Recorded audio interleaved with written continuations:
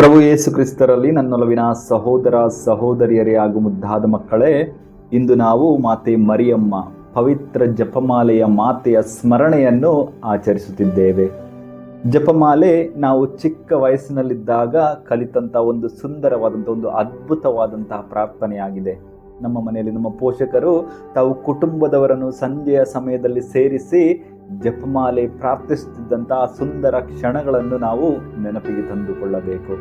ಜಪಮಾಲೆ ಕೇವಲ ಪದಗಳ ಪುನರಾವರ್ತನೆಯಲ್ಲ, ಬದಲಾಗಿ ದೇವದೂತನು ಮಾತೆ ಮರಿಯಮ್ಮನವರಿಗೆ ನೀಡಿದಂತಹ ಒಂದು ಶುಭ ಸಂದೇಶ ಹಾಗೂ ಅದು ನಮ್ಮ ರಕ್ಷಣಾ ಕಾರ್ಯದ ಒಂದು ಧ್ಯಾನ.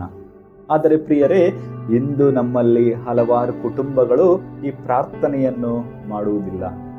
ಏಕೆಂದರೆ ನಮ್ಮಲ್ಲಿ ಕೆಲವರು ತುಂಬ ಬ್ಯುಸಿಯಾಗಿದ್ದಾರೆ.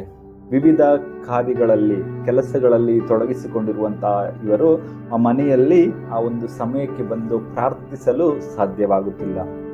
ಆದರೆ ಪ್ರಿಯರೇ, ನೆನಪಿನಲ್ಲಿಟ್ಟುಕೊಳ್ಳಿ, ಮಾತೆ ಮರಿಯಮ್ಮನವರು ನಮ್ಮೆಲ್ಲರಿಗೂ ಭರವಸೆಯನ್ನು ನೀಡುವಂತಹ ತಾಯಿ, ನಮ್ಮ ಕುಟುಂಬಗಳನ್ನು ಒಂದುಗೂಡಿಸುವಂತಹ ತಾಯಿ. ಆದ್ದರಿಂದ ನಾವು ಈ ಪ್ರಾರ್ಥನೆಯನ್ನು ನಮ್ಮ ಕುಟುಂಬಗಳಲ್ಲಿ ದಿನನಿತ್ಯವೂ ಜಪಿಸಬೇಕು. ಹೌದು, ಹಲವಾರು ಕಾರಣಗಳಿವೆ ಪ್ರಾರ್ಥನೆಯನ್ನು ಮಾಡದೇ ಇರಲು. ಆದರೂ ಮಾತೆ ಮರಿಯಮ್ಮನವರ ಆ ಒಂದು ಭಕ್ತಿ ವಿಶ್ವಾಸದಲ್ಲಿ ಬೆಳೆಯುತ್ತಿರುವಂಥ ನಾವು ಈ ಪ್ರಾರ್ಥನೆಯನ್ನು ಮಾಡಲೇಬೇಕು. ನಾವು ನೋಡುತ್ತೇವೆ, ಪ್ರಭು ಯೇಸು ಕ್ರಿಸ್ತರ ಮರಣದ ನಂತರ ಶಿಷ್ಯರೆಲ್ಲರೂ ಚದುರಿ ಹೋಗಿದ್ದರು. ಆ ಸಂದರ್ಭದಲ್ಲಿ ಮಾತೆ ಮರಿಯಮ್ಮನವರು ಎಲ್ಲರನ್ನು ಒಟ್ಟುಗೂಡಿಸಿ ಆ ಮೇಲಿನ ಕೋಣೆಯಲ್ಲಿ ಆಕೆ ಪ್ರಾರ್ಥಿಸಿದಳು. ಅಲ್ಲಿ ಅದ್ಭುತವು ನಡೆಯಿತು, ಪವಿತ್ರಾತ್ಮರು ಇಳಿದು ಬರುತ್ತಾರೆ.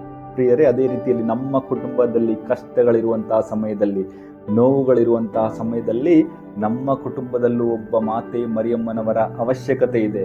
ಹೇಗೆ ಆಕೆ ಶಿಷ್ಯರನ್ನೆಲ್ಲ ಕೈ ಹಿಡಿದು ಒಟ್ಟಿಗೆ ಸೇರಿಸಿದಳೋ, ಅದೇ ರೀತಿಯಲ್ಲಿ ನಮ್ಮ ಕುಟುಂಬದಲ್ಲೂ ಸಹ ಒಬ್ಬ ಮಾತೆ ಮರಿಯಮ್ಮ ತಮ್ಮ ಕುಟುಂಬಸ್ಥರನ್ನು, ಅವರೆಲ್ಲೇ ಇದ್ದರು, ಎಷ್ಟೇ ಕಷ್ಟದಲ್ಲಿದ್ದರು, ಎಷ್ಟೇ ಕಾರ್ಯಗಳಲ್ಲಿ ತಮ್ಮನ್ನೇ ತೊಡಗಿಸಿಕೊಂಡಿದ್ದರೂ ನಾವೆಲ್ಲರೂ ಒಟ್ಟುಗೂಡಿ ಪ್ರಾರ್ಥಿಸಬೇಕು.